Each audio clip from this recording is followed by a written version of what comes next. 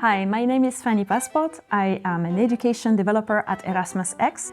Today I would like to share with you a project that we have conducted together with RSM. In this education innovation project, we have worked with a panel of students and staff with disabilities who interacted with students in a course at RSM, and you're going to hear about them, and also from the instructor of the course. This is the second time we have conducted this course, and we are very happy to share with you some of our main insights.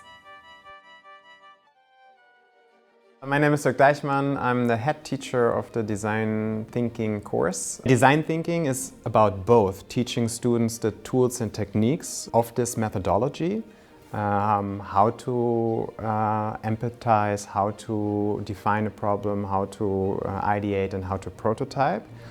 But at the same time, it also teaches you the skills and the mindset of design thinking. The course is situated in a very dynamic environment with multiple elements coming together.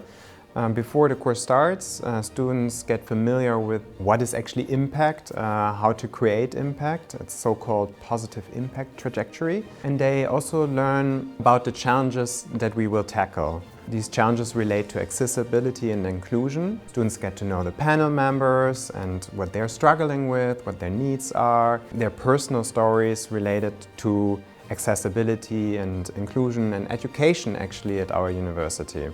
And I think the context that we have for this really suits itself for these skills, to learn about how to empathize with a user, how to find a problem and understand about the accessibility issues of someone that is very different than you, that might not be able to concentrate as long as you.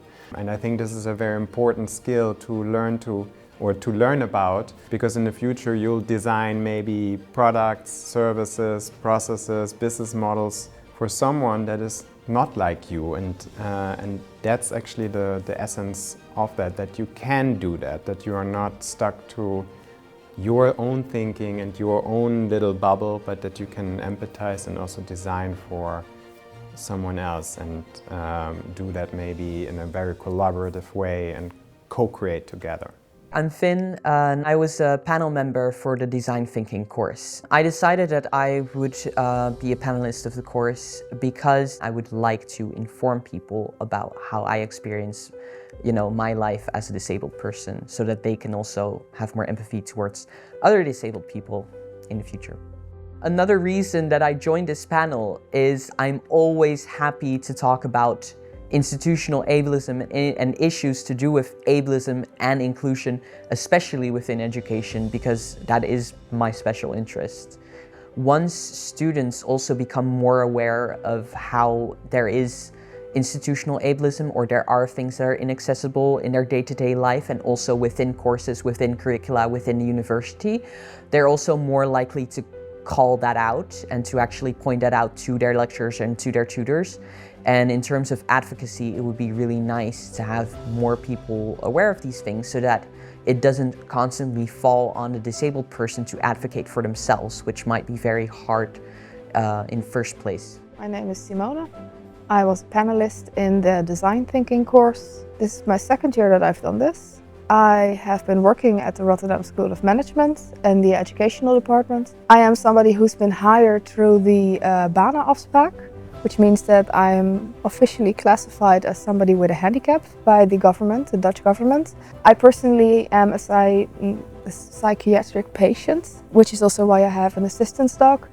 And I have different experience working and living as my colleagues and people around me. And I enjoy sharing that and informing people about that. I also studied as somebody with a psychiatric handicap, and I think it's a valuable experience to share that.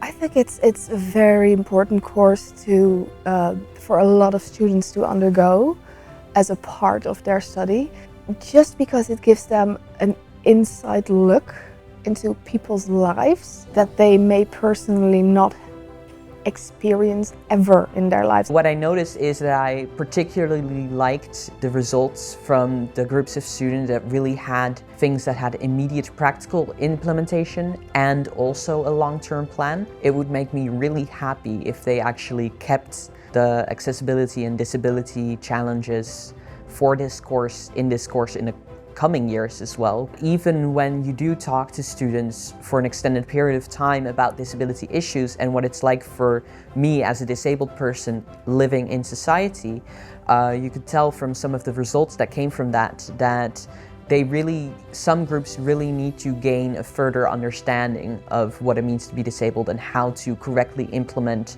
accessibility technologies or features within a university. Design thinking for me really meant to think outside of the box. I learned to think in new ways, to think in creative ways, and thinking about problems that you may even have thought about before. The course for me meant letting go of assumptions might have had at the beginning of the project, because a lot of design thinking is letting go of ideas you might have and mostly exploring in the moment. The lectures were very interesting because before that we first looked at the literature, and then during the lectures we actually made practical implications of this literature. And during the course we were actually developing an idea for inclusive teaching at Erasmus University. We learned about new techniques, for example, how to facilitate a brainstorm session, how to facilitate creative thinking. We had some lectures on prototyping. I know that what we've learned during the course can really be implemented in real life, because at the moment I work at a company where they do a lot of design thinking, and they also give design thinking workshops. And there I've already learned that it does make a big difference in corporate life to think differently in a design thinking way. Using these new techniques and using these new fields, I really learned how to think about a problem in a new way. For me, what I learned is that my solution might work for 80%, but it won't work for the other 20%, that I should look at the entirety of the people that I might cater my solutions to. One of the things that stuck with me after the course is the experiences that some of the panel members have in their daily life at university. There was one of the panel members and she had some mobility issues, and she told us that even very small things can be very tiring, such as when she goes to a lecture hall, she has to sit in the front because, well, she can't go up the stairs in the lecture hall, but there's no availability of some kind of table for her, so she has to sit with her laptop in her lap.